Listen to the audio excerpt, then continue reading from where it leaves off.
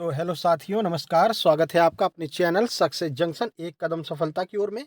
मेरा नाम है अतुल शुक्ला और हम लेकर के आ गए हैं आपके लिए UP police constable first shift का आज एग्ज़ाम हुआ है 17 तारीख का। उसका पूरा एग्ज़ाम एनालिसिस लेकर के आ गए हैं। एक तरह से ये आपके लिए आंसर की यहाँ पर हम लेकर के आए हैं आपके लिए।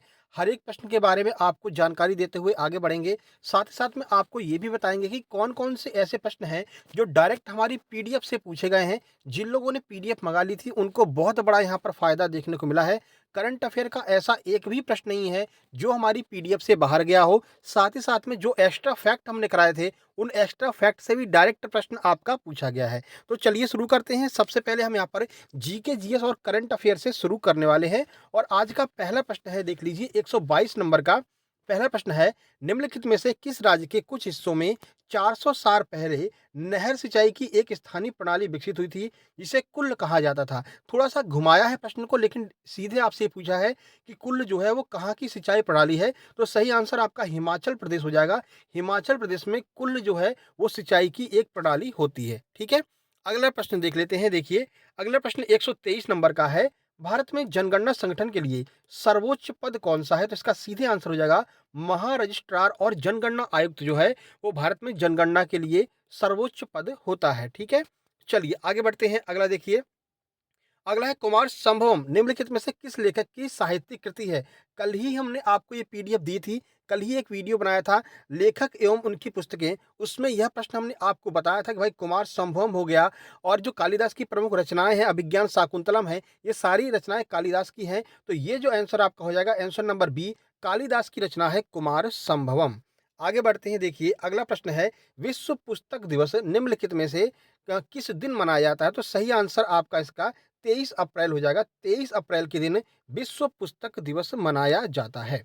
चलिए आगे बढ़ते हैं भाई अगले प्रश्न की ओर। अगला प्रश्न है, बहुत ही सिंपल प्रश्न है, पहले भी इसकी पीडीएफ में हम आपको बता चुके हैं कि भाई डब्ल्यूएचओ का मुख्यालय किस स्थान पर स्थित है? सीधा आंसर है जिनेवा, स्विट्जरलैंड में स्थित है डब्ल्यूएचओ का मुख्यालय। आगे बढ़ते हैं, देखिए अगला प्रश्न है, किसी देश की शहरी क्षेत्रों में रहने वाली आनुपातिक जनसंख्या में वृद्धि अगर होती है तो उसे क्या कहा जाता है? तो उसको हम शहरीकरण कहते हैं। सीधे-सीधे शहरीकरण उसको हम कहते हैं अगर शहरी जनसंख्या में वृद्धि होती है तो। अगला प्रश्न देखिए 128 number, national aluminium company limited यानी कि नाल्को का पंजीकृत कार्यालय निम्नलिखित में से किस स्थान पर है? तो ये भी आपको हम अपने पीडीएफ में बता चुके हैं। रायपुर छत्तीसगढ़ में सॉरी, भुवनेश्वर उड़ीसा में जो है वो नाल्को का मुख्यालय भुवनेश्वर उड़ीसा में है। परसों ये वीडियो बनाई थी जिसकी पीडीएफ भी परसों ही हमने दे दी थी, तो वहाँ से ये प्रश्न पूछा गया, भुवनेश्वर उड़ीसा में नाल्को का मुख्यालय स्थित है। अगर आप भी चाहते हैं पीडीएफ प्राप्त करना जिसमें हमने टॉप 500 करंट अफेयर को कवर कराया है, साथ ही साथ में यूपी जीके और यूपी करंट अफेयर को कवर कराया है, लगभग 400 प्रश्न यूपी जीके के हैं और टॉप 500 आपके यूपी करंट अफेयर है। अगर आप पीडीएफ प्राप्त करना चाहते हैं तो ये नंबर लिख लीजिए 7052547003, ठीक है? 705254 703। इस नंबर पर आपको हाई यूपी करंट अफेयर करके सेंड कर देना है। वहाँ पर मात्र 20 रुपए का पेमेंट करके आप ये सारी पीडीएफ प्राप्त कर सकते हैं। आज वाली पीडीएफ आज वाला पेपर जो है, पीडीएफ में से काफ़ी सारे सीधे-सीधे प्रश्न पूछे गए हैं, ठीक है? बाकी नंबर एक बार और चेक कर लेना, नीचे डिस्क्रिप्शन बॉक्स में नंबर लिखा होगा, अगर आपको रिप्लाई नहीं आता है, तो एक बार नंबर चेक कर लेना 7052547003, ठीक है? 52547003 इस नंबर पर आपको मैसेज कर देना है और 20 रुपए का पेमेंट आपको फ़ोन पे कर देना है, नंबर आपको मिल जाएगा और तुरंत सारी पीडीएफ आपको भेज दी जाएँगी, हिंदी वाली पीडीएफ भी आपको भेज दी जाएगी। अभी हिंदी का भी बताने वाले हैं, हिंदी में से भी सीधे प्रश्न पूछे गए हैं, ठीक है? तो ये पीडीएफ आपको प्राप्त कर लेना है अगर आपका आगे एग्ज़ाम होने वाला है, एक क्विक रिवीजन के लिए आपको ये पीडीएफ प्राप्त कर लेना है। फिलहाल इसका आंसर हो जाएगा भुवनेश्वर, उड़ीसा। चलिए आगे बढ़ लेते हैं, देखिए अब यहाँ से चलते हैं सीधे 129 नंबर पर। 129 नंबर की बात करते हैं, निम्नलिखित में से कौन-सा उत्तर प्रदेश राज्य का वृक्ष है? यूपी जी के वाली वीडियो में हमने कराया था, इसकी पीडीएफ भी थी। अशोक इसका बिल्कुल सही आंसर हो जाएगा। कौन-सा है उत्तर प्रदेश का राज्य वृक्ष? तो आपका अशोक जो है वो उत्तर प्रदेश का राज्य वृक्ष होता है। अगला प्रश्न, ये प्रश्न किसी ने भी नहीं कराया था लेकिन फिर इसको भी हमने अपने वीडियो में कराया था। सुरहा ताल प्रसिद्ध अभयारण्य है जिसमें साइबेरिया एवं अन्य ठंडे क्षेत्रों में कई प्रवासी पक्षी आते हैं। उत्तर प्रदेश में किस जिले पर यह स्थित है? सुरहाताल। तो ये आपका बलिया में स्थित है। कहाँ पर? बलिया में स्थित है सुरहाताल, याद रखना है आपको। और ये भी हमने आपको अपनी वीडियो में बताया था। काफ़ी सारे क्वेश्चन आज देखने को मिले हैं और बड़ी खुशी होती है अगर ऐसा होता है तो। अगला प्रश्न है, निम्नलिखित में से कौन-सा सोशल मीडिया प्लेटफ़ॉर्म पेशेवर नेटवर्किंग और नौकरी तलाशने के लिए सबसे उपयुक्त है। कहाँ पर हमको नौकरी मिल सकती है? तो इसका सही आंसर लिंक्डइन हो जाएगा। बहुत सारे लोग यहाँ पर फेसबुक, इंस्टाग्राम लगा कर के आए होंगे, क्योंकि फेसबुक, इंस्टाग्राम ही दिमाग में घूमता रहता है, लेकिन सही आंसर लिंक्डइन हो जाएगा।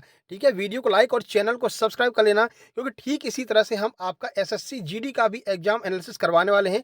पर डे एग्जाम एनालिसिस कराएंगे और हर एक प्रश्न के बारे में उसमें तो हम डिटेल में आपको जानकारी भी देंगे, क्योंकि वो तो ऑनलाइन एग्जाम है, ठीक है ना। और उसके लिए जरूरी है कि जिसका एसएससी जीडी का एग्जाम हो, वो अपने प्रश्नों को जो हमने नंबर दिया है उस पर सेंड जरूर कर देंगे एग्जाम सेंटर से बाहर निकलते ही। ठीक है, चलिए फिलहाल इसका आंसर लिंक्ड इन हो जाएगा।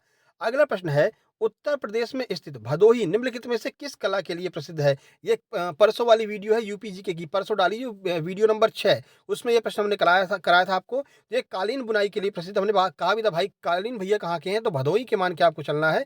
तो भदोही जो है कालीन बुनाई के लिए फेमस है। अभी भी जिसका एग्जाम हो तो वो पीडीएफ प्राप्त कर सकता है। ठीक है, और एक क्विक रिवीजन करके जाइए, क्योंकि उस पीडीएफ से काफी सारे क्वेश्चन यहाँ पर देखने को मिल रहे हैं। अगला प्रश्न देखिए, ये भी कराया हुआ है, अकबर का मकबरा किस स्थान पर है? तो सिकंदरा में है अकबर का मकबरा, ये भी हमने आपको कराया हुआ है। अगला प्रश्न देखिए, निम्नलिखित में से उत्तर प्रदेश का कौन सा प्रसिद्ध लोक नृत्य धान और मक्के की खेती के दौरान किया जाता है? तो ये हुरका बॉल हो जाएगा। याद रखना, गलती से चरकुला नहीं लगाना है आपको। इसका सही आंसर हुरका बॉल हो जाएगा। चलिए आगे बढ़ लेते हैं भाई। अगला प्रश्न देखिए, बनारस हिंदू विश्वविद्यालय की स्थापना पंडित मदन मोहन मालवीय ने किसकी सहयोग से किया था? तो डॉक्टर एनी बेसेंट के सहयोग से बनारस हिंदू विश्वविद्यालय की स्थापना की थी मदन मोहन मालवीय जी ने। अगला प्रश्न, मथुरा निम्नलिखित में से किसकी जन्मस्थली है जिसे ब्रजभूमि के नाम से जाना जाता है? बड़ा सा सिंपल सा प्रश्न है, तो इसके लिए सही आंसर आपका डी हो जाएगा, भगवान श्री कृष्ण की जन्मभूमि है। चलिए आगे बढ़ते हैं। अगला प्रश्न देखिए, 137 नंबर की ओर हम चलते हैं। देखिए 137 नंबर, एक मिनट, ये देखिए 137 नंबर आपका खुल के आ जा रहा है, तब तक आप वीडियो को लाइक कर देंगे। ठीक है, लाइक करने में जरा भी कोताही आपको नहीं बरतनी है, जरा भी कंजूसी नहीं करना है। चलिए देखिए 137, निवेश मित्र मोबाइल एप्लीकेशन भारत के निम्नलिखित में से किस राज्य की पहल है? तो भाई अपने यूपी की ही पहल है, यूपी ऑप्शन में भी है, तो यूपी इसका सही आंसर हो जाएगा। यूपी करंट अफेयर से यह प्रश्न पूछा है और निवेश मित्र के बारे में आपको हम बता चुके हैं पीडीएफ में। विमुद्रीकरण को निम्नलिखित में से किस नाम से जाना जाता है? तो विमुद्रीकरण को ही हम नोटबंदी के नाम से जानते हैं। बड़ा सिंपल सा प्रश्न है, अभी हाल ही में नोटबंदी हुई भी है, आपको पता ही होगा, ठीक है ना। उस डेट को कौन भूल सकता है। चलिए अब यहाँ पर एक कंफ्यूजन वाला प्रश्न आया है, जिसके दो आंसर यहाँ पर बताए जा रहे हैं। उत्तर प्रदेश राजस्व संहिता 2006 के अनुसार एक अवधि या एक पट्टे वचनबंध या अनुदान के तहत धारित भूमि खंड को निम्नलिखित में से क्या कहा जाता है? तो इसका बाग भूमि भी बोला जा रहा है और धृति भी बोला जा रहा है। करेक्ट आंसर क्या है वो हम आपको अपने टेलीग्राम चैनल में बता देंगे, थोड़ा सा इस पर रिसर्च करना पड़ेगा। ठीक है, टेलीग्राम की लिंक डिस्क्रिप्शन बॉक्स में दी है, वहां से आपको उसको ज्वाइन कर लेना है। देखिए, और इस पेपर की जो पीडीएफ है वो भी आपको टेलीग्राम पर मिल जाएगा। अगला प्रश्न 140 नंबर देखिए, यूपीएसएसएफ का पूरा नाम आपको बताना है कि क्या है? तो इसका सही आंसर हो जाएगा Uttar Pradesh special security force जो है, ये आपका सही आंसर हो जाएगा, यूपीएसएसएफ का सही आंसर। अगला प्रश्न देख लीजिए। अगला प्रश्न है 141 नंबर देखिए, ये भी आपको कराया हुआ, टका निम्नलिखित में से किस देश की मुद्रा है? जब हम करेंसी कैपिटल वाली वीडियो कराए थे तब आपको बताया था हमने कि भाई इसको देख करके जाना, ये 2-3 ऐसे अपने अगल-बगल के जितने पड़ोसी देश हैं, उनकी कैपिटल करेंसी पूछी जाएगी। सही आंसर आपका बांग्लादेश हो जाएगा। इसकी जो है राजधानी ढाका है, ढाका टका करके हमने आपको याद भी कराया था। चलिए अगला प्रश्न देखिए, आपका इकोनॉमिक्स से पूछा गया है, निम्नलिखित में से कौन सा वाक्य जीएसटी के लिए सही नहीं है? ध्यान रखना, नहीं की बात की गई है।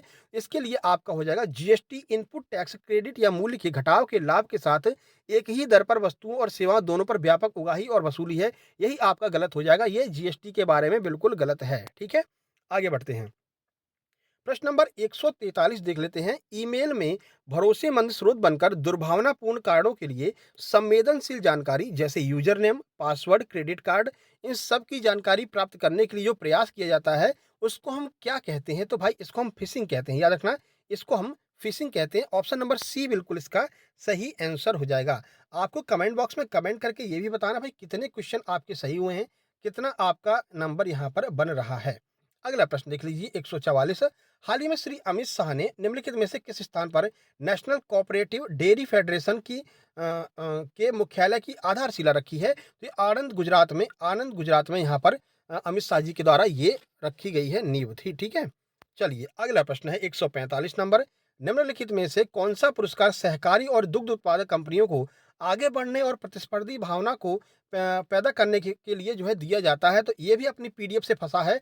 इसका सही आंसर आपका हो जाएगा राष्ट्रीय गोपाल रत्न पुरस्कार, हमने आपको बताया था। अगर आप भैंस और गाय इनकी जो है देखभाल करते हैं, रखवाली करते हैं या इनको पालते हैं तो भारत सरकार की तरफ से कुछ पैसे दिए जाते हैं, कुछ पुरस्कार दिए जाते हैं, तो ये आपका राष्ट्रीय गोपाल रत्न पुरस्कार हो जाएगा। इसीलिए आपसे कह रहे हैं पीडीएफ आपको ज़रूर मँगा लेनी है। मात्र ₹20 में पीडीएफ आएगी और उसमें लगभग ₹20 में आपको 18 से 20 पीडीएफ मिल जाएँगी। एक बार रिवीजन करके जाइएगा, आराम से आपके जो current affair, UP current affair और नेशनल करंट अफेयर, साथ ही साथ में आपका जो हिंदी है, हिंदी के प्रश्न और यूपी जीके, इसके प्रश्न एक भी प्रश्न उस पीडीएफ से बाहर नहीं जाने वाला है। नंबर डिस्क्रिप्शन बॉक्स में दिया गया है, आप जाकर के मैसेज कर देना, व्हाट्सएप पर डायरेक्ट आपको ट्रांसफर कर दिया जाएगा। अगला प्रश्न है, निम्नलिखित में से कौन-सा बंदरगाह कच्छ, गुजरात में स्थित है? तो बड़ा फेमस बंदरगाह भैया, कांडला जो बंदरगाह जिसे दीनदयाल उपाध्याय बंदरगाह कहते हैं, नया नाम चेंज किया गया है। ये करंट अफेयर का प्रश्न है, करंट अफेयर कह सकते हैं क्योंकि नाम चेंज किया है, इसलिए इसका सही आंसर आपका जो है कांडला बंदरगाह इसका सही आंसर हो जाने वाला है। चलिए 147 पर चलते हैं। देखिए, हाल ही में भारतीय नौसेना का fast attack craft INS Kabra निम्नलिखित में से किस स्थान पर पहुंचा है? तो बताइए आईएनएस काबरा कहां पर पहुंचा है, ये भी आपको हमने कराया। ये बड़ा चर्चा का विषय भी बना हुआ था भाई, चाइना भी वहां पहुंच रहा है तो भारत भी पहुंच रहा है। कोलंबो श्रीलंका में अभी हाल ही में आईएनएस काबरा अपना पहुंचा है। अगला प्रश्न, और ये प्रश्न देखिए, ये भी हमने आपको कराया था। देखिए, कौन सा खुदाई खिदमतगार का संस्थापक था? करंट अफेयर का हम आपको जो पीडीएफ सॉल्व करा रहे थे उसमें हमने आपको बताया था कि खान अब्दुल गफ्फार खान जो हैं, ये आपके खुदाई खिदमतगार के संस्थापक हैं और ये भारत रत्न प्राप्त करने वाले पहले विदेशी हैं, ठीक है ना? पहले विदेशी जो हैं वो कौन है? तो यही है खान अब्दुल गफ्फार खान। इन्होंने लाल कुर्ती दल की भी स्थापना की थी। ये सारे एक्स्ट्रा फैक्ट हमने आपको कराए हैं। अगला प्रश्न देखिए, निम्नलिखित में से 149 नंबर की बात करते हैं। निम्नलिखित में से किसने हाल ही में कोच्चि लक्षद्वीप समूह सबमरीन ऑप्टिकल फाइबर कनेक्शन का उद्घाटन किया है? तो ये आपने माननीय प्रधानमंत्री श्री नरेंद्र मोदी जी के द्वारा ये उद्घाटन अभी हाल ही में किया गया है कोच्चि, केरल में। 150 नंबर देखिए, केंद्रीय मंत्रिमंडल ने हाल ही में भारत और निम्नलिखित में से किस देश के बीच प्रवासन और गतिशीलता समझौते को मंजूरी दी है? तो इसका आंसर आपका इटली हो जाएगा। इटली इसका बिल्कुल सही आंसर हो जाएगा। ठीक है, तो ये आपका जो है जीके जीएस का समापन होता है भाई। अब अपन सीधे चलते हैं और बात करते हैं सीधे यहाँ से कि अपनी हिंदी में क्या आज आपका पूछा गया है। 1 नंबर से शुरू करते हैं, ठीक है ना? थोड़ा-सा इधर-उधर हो जाएगी पीडीएफ तो कोई दिक्कत नहीं है, वो अपन मैनेज कर लेंगे। फिलहाल 1 नंबर से अपनी हिंदी शुरू करते हैं देखिए। तो हिंदी का पहला नंबर का प्रश्न देखते हैं। थोड़ा-सा पीडीएफ खुलने में दिक्कत हो रही है, कोई दिक्कत नहीं है, ठीक है? चलिए, लीजिए। चलो शुरू करते हैं भाई। तो पहला प्रश्न हिंदी का है, नलिनी और राजीव शब्द निम्नलिखित में से किसके पर्यायवाची हैं? सीधे ध्यान रखना, नलिनी आपको समझ में नहीं भी आ रहा है पर राजीव तो समझ में आएगा कि भाई ये तो कमल का पर्यायवाची होता है। कमल इसका बिल्कुल सही आंसर हो जाएगा। पूर्व और उत्तर दिशा के बीच की जो दिशा होती है उसे हम क्या कहते हैं? तो हमने आपको कराया भी था कि भाई ईशान किशन जो हैं अपने भारतीय ऑलराउंडर, अब वो क्या नाम है, विकेट कीपर हैं, तो ये हमेशा पूर्व और उत्तर दिशा के बीच में चहलकदमी करते रहते हैं। तो पूर्व और उत्तर दिशा के बीच की जो दिशा होती है उसे हम ईशान कहते हैं। ठीक है? अगला प्रश्न देखिए, किस विकल्प में शब्द श्रुति सम भिन्नार्थक का सही अर्थ भेद बता रहे हैं? यानी श्रुति शब्द जो भिन्नार्थक होते हैं, सुनने में सेम लगते हैं लेकिन अर्थ में भिन्न होते हैं, कौन सा है? तो ऑप्शन नंबर डी सही आंसर हो जाएगा। शशधर और शशिधर, जिसे चांद और शिव कहते हैं, तो ये आपका सही आंसर हो जाने वाला है। चलिए अगला है 4 नंबर का, देखते हैं। निम्नलिखित में से किस विकल्प में शुद्ध वाक्य है? तो शुद्ध वाक्य की बात करें तो दीन दुर्बलों को प्यार करना मानवता है, ये आपका सही आंसर बी हो जाएगा। निम्नलिखित में से पुल्लिंग शब्द का आपको चयन करना है, तो विहार जो है वो पुल्लिंग शब्द हो जाएगा। बोल करके आप देख लीजिए, ठीक है? तो बिहार आपका बिल्कुल सही आंसर हो जाएगा। अगला है, निम्नलिखित में से किस शब्द का प्रयोग एक वचन में होता है हमेशा? तो सोना इसका बिल्कुल सही आंसर हो जाएगा। ऑप्शन नंबर बी, सोना इसका सही आंसर हो जाएगा। अगला प्रश्न है, हे ईश्वर दया करो रेखांकित शब्द में कौन सा कारक है? तो भाई आपको दिखाई दे रहा है भाई, संबोधन कर रहा है, हे ईश्वर, हे प्रभु, तो ऑप्शन नंबर ए बिल्कुल सही हो जाएगा। संबोधन कारक इसका सही आंसर हो जाने वाला है। अगला प्रश्न है, निम्नलिखित में से तद्भव शब्द कौन सा है? तो काज जो है वो बिल्कुल तद्भव शब्द का सही आंसर काज हो जाने वाला है। चलिए, निम्नलिखित में से किस विकल्प में सभी शब्द तत्सम हैं? तत्सम शब्द कौन से हैं? तो ऐसे शब्द जो संस्कृत से सेम टू सेम आ जाते हैं, हिंदी में आ जाते हैं, उन्हें हम तत्सम कहते हैं। सही आंसर ऑप्शन नंबर डी, नव्य और स्वर्णकार इसका बिल्कुल सही आंसर हो जाएगा। चलिए ऑप्शन नंबर क्वेश्चन नंबर 10 की ओर चलते हैं। क्वेश्चन नंबर 10 है, रक्त रंजित शब्द में कौन सा समास है? तो भाई तत्पुरुष हो जाएगा। रक्त से रंजित अर्थात तत्पुरुष समास है। पेपर नंबर जो सेकंड है उसके उसका भी हम एग्जाम एनालिसिस लेकर के आएंगे, ठीक है। तो सब्सक्राइब कर लेना। और कल के जो दोनों पेपर होने वाले हैं उनका भी एग्जाम एनालिसिस लेकर के आएंगे। साथ ही यूपी में जो भी एग्जाम होते हैं उन सभी एग्जाम की प्रिपरेशन फ्री में कराते हैं हम, और एग्जाम एनालिसिस भी लेकर के आते हैं। और एसएससी जीडी का भी एग्जाम एनालिसिस सबसे पहले हम लेकर के आएंगे। तो अगर आपने एसएससी जीडी भी भर रखा है तो भाई आपको इस चैनल को पक्का सब्सक्राइब कर ही लेना है, ठीक है। चलिए, क्यों कब कौन से सर्वनाम के उदाहरण है? तो भाई क्यों कब क्या है, प्रश्न पूछ रहा है, सीधा आंसर हो जाएगा प्रश्नवाचक सर्वनाम। अगला प्रश्न है, मद्रालय शब्द के संधि विच्छेद का चयन कीजिए कि मद्रालय के लिए सही शब्द जो संधि विच्छेद है वो क्या होगा। तो मदिरा प्लस आलय इसका सही आंसर ऑप्शन नंबर सी हो जाने वाला है। अगला प्रश्न है, अवतरण चिन्ह को अन्य किस नाम से जाना जाता है? तो अवतरण चिन्ह को ही हम उद्धरण चिन्ह के नाम से भी जानते हैं।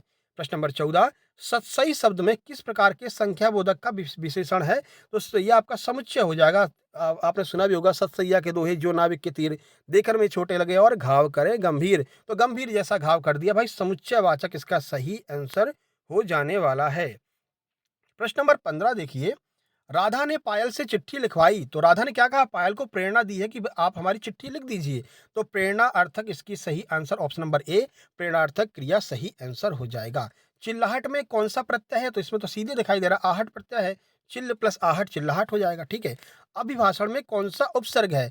प्रत्यय का मतलब है जो पीछे लगता है, पास से प्रत्यय, पास से पीछे। उपसर्ग का मतलब है जो आगे लगता है। तो अभी जो है, अभी छोटा वाला, ठीक है। तो अभी जो है वो इसमें उपसर्ग हो जाएगा, ऑप्शन नंबर डी सही आंसर हो जाने वाला है, ठीक है। तो ये 17 हो गया। थोड़ा सा और इस साइड चलते हैं, 18 नंबर से शुरू करते हैं।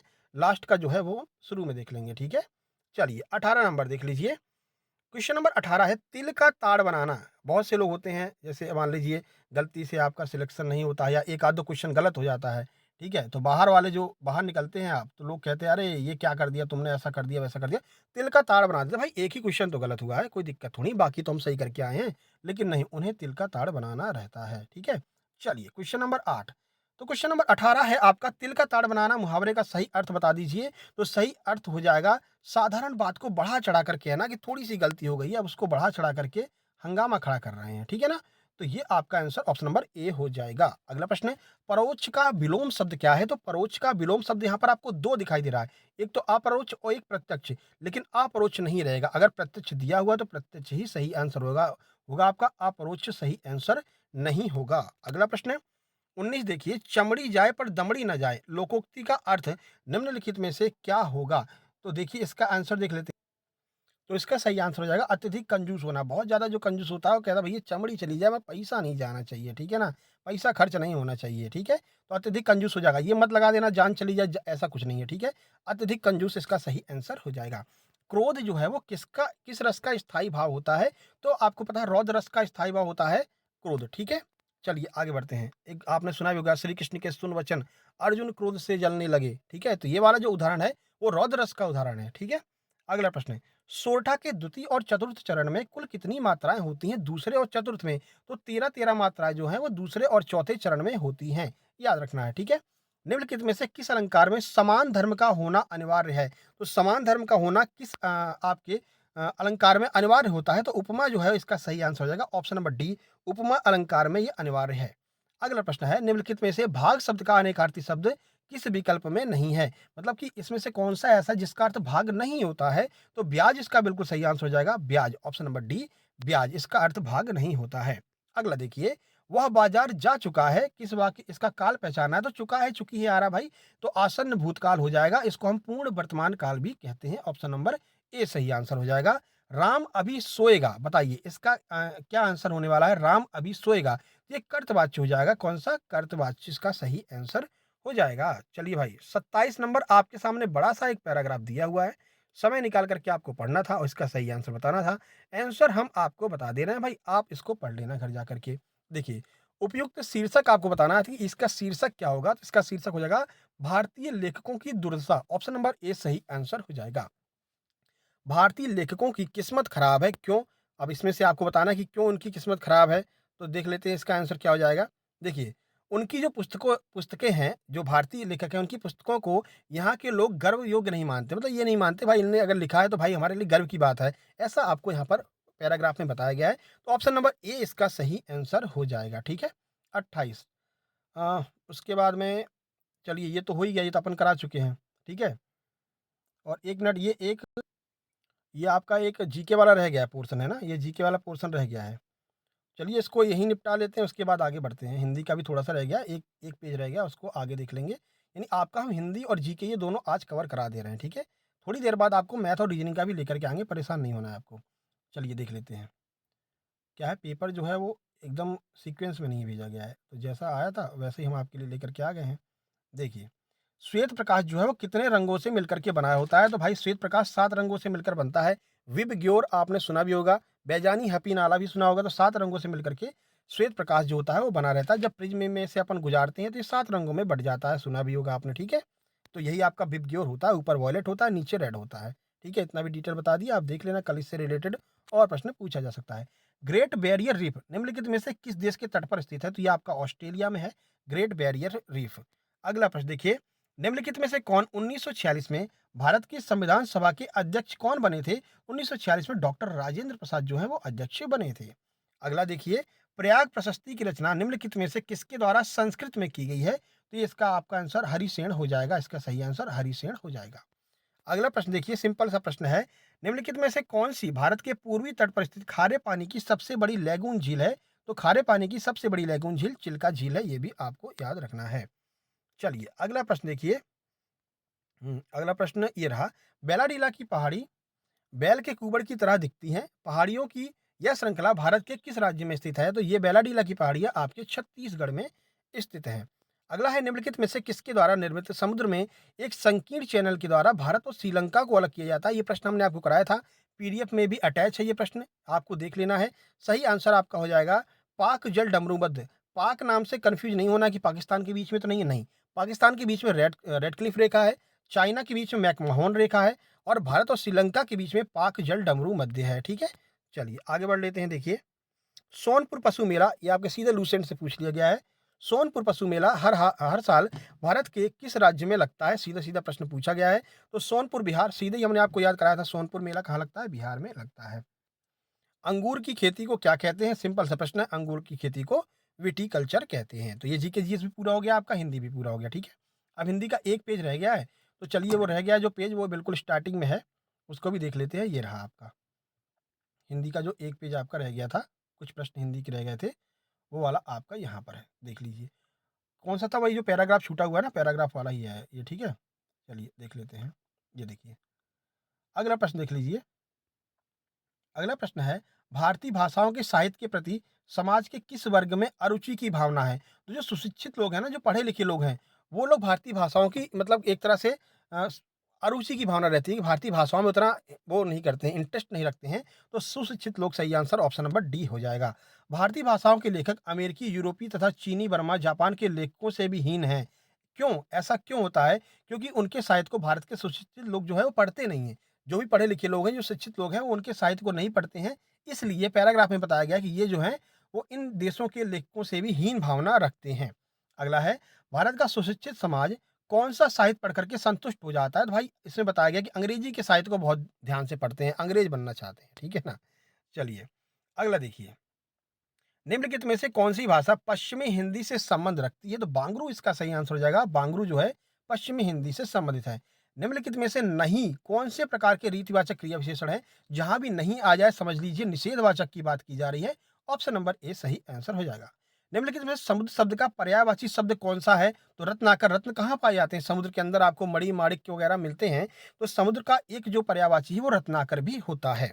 चलिए, अगला देखिए, अगला है, मेघ और मेध श्रुति भिन्नार्थक शब्द का सही अर्थ निम्नलिखित में से कौन सा हो जाएगा? तो बादल और यज्ञ हो जाएगा। ऑप्शन नंबर सी, ध्यान रखना, बादल पहले आएगा, यज्ञ बाद में आएगा। ऑप्शन नंबर सी हो जाएगा। स्त्री जो अभिनय करती हो, वाक्यांश के लिए एक शब्द बताइए। तो जो अभिनय करती है वो आपका अभिनेत्री कहलाती है, ठीक है? अभिनेत्री। अगला प्रश्न, मानसरोवर किसकी रचनाओं का संकलन है? 2 रचनाएँ पूछी गई हैं, एक तो आपकी जीएस में और एक आपकी हिंदी में। दोनों रचनाएँ हमारी उसी पीडीएफ से पूछी गई हैं। तो मानसरोवर किसका है? तो ये प्रेमचंद जी का उपन्यास है मानसरोवर। कल भी आपको हमने बताया था, पार्वती मंगल इनका जो अधूरा उपन्यास है, ठीक है? तो ये सब उसमें बताया गया है, पीडीएफ प्राप्त कर लीजिए, आपके लिए फ़ायदेमंद हो जाएगा। मीराबाई किसकी शिष्या थीं? तो संत रैदास की शिष्या थीं मीराबाई, ये भी आपको याद रखना है। तो ये आपका पूरा हिंदी हो गया, ठीक है? हिंदी आपका करा दिया, बस सारे पेपर लगभग हिंदी और जीके के सारे क्वेश्चन आपके मेरे हिसाब से कंप्लीट हो गए हैं, ठीक है? जी हाँ। जी, देख लेते हैं एक बार और कहीं कुछ रह तो नहीं गया है। तो लगभग 143 हो गया, 150 जी हाँ। तो ये आपका पूरा कंप्लीट हो चुका, ठीक है? बाकी इसके बाद में जी आपका बचा रीज़निंग और मैथ, तो वो भी हम लेकर के आने वाले हैं थोड़ी देर में। और पेपर 2 जो है अभी छूटने वाला होगा, तो उसकी भी हम एग्ज़ाम मैसेज तुरंत लेकर के आ रहे हैं। अगर आप में से किसी का, किसी भाई-बहन का या किसी के दोस्त का एग्ज़ाम हो छूटे पेपर 2 का, तो उन लोगों से निवेदन है भाई अपना पेपर इस नंबर पर सेंड कर देना और इसी पर आपको पीडीएफ भी मिलेगी 7052547003, ठीक है? 705254 703 इस नंबर पर आपको मैसेज कर देना है। यहीं पर आपको पीडीएफ भी मिल जाएगा और इसी पर आपको एसएससी जीडी वाले प्रश्न भी भेजने हैं जब आपका एग्ज़ाम छूटे, और यहीं पर आपको इस यूपी पुलिस का भी पेपर भेजना है, ठीक है? और इसका पीडीएफ जो पेपर है ये आपको टेलीग्राम पर मिलेगा, टेलीग्राम की लिंक डिस्क्रिप्शन बॉक्स में दी गई है। चलिए मिलते हैं सेकंड शिफ्ट के एग्ज़ाम एनालिसिस में, तब तक के लिए नमस्कार, धन्यवाद। वीडियो को लाइक ज़रूर कर दीजिएगा और शेयर भी कर दीजिएगा। धन्यवाद।